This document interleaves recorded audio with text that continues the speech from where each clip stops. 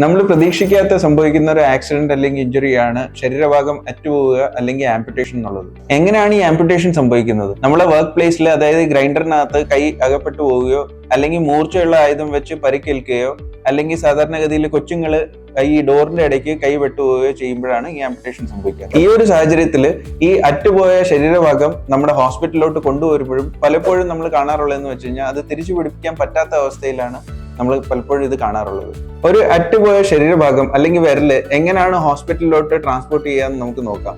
അതായത് അറ്റുപോയ വിരല് നമ്മൾ നനഞ്ഞ തുണി വെച്ചോ അല്ലെങ്കിൽ നനഞ്ഞ ഗോസ് വെച്ചോ റാപ്പ് ചെയ്യുക. അത് ഒരു പ്ലാസ്റ്റിക് ബാഗിനകത്ത് വെക്കുക.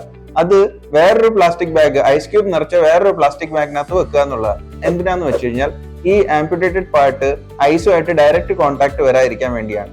പിന്നെ ഈ എത്രയും പെട്ടെന്ന് ആശുപത്രിയിൽ കൊണ്ടുപോകുക. കാരണം ഇത് ടൈം കൂടുന്തോറും ഇത് തിരിച്ചു പിടിപ്പിക്കാനുള്ള സാധ്യതകൾ കുറഞ്ഞു വരിക എന്നുള്ളതാണ്. അപ്പോൾ ഒരു മൈക്രോ സർജറി യൂണിറ്റ് ഇതുപോലത്തെ സർജറീസ് ചെയ്യുന്ന ഒരു ഹോസ്പിറ്റലിൽ എത്രയും പെട്ടെന്ന് എത്തിക്കുക എന്നുള്ളതാണ് നമ്മൾ മനസ്സിലാക്കേണ്ടത്. തന്നെയല്ല, ട്രാൻസ്പോർട്ട് ചെയ്യുന്ന രീതി ഇത് തന്നെ ആയിരിക്കണം.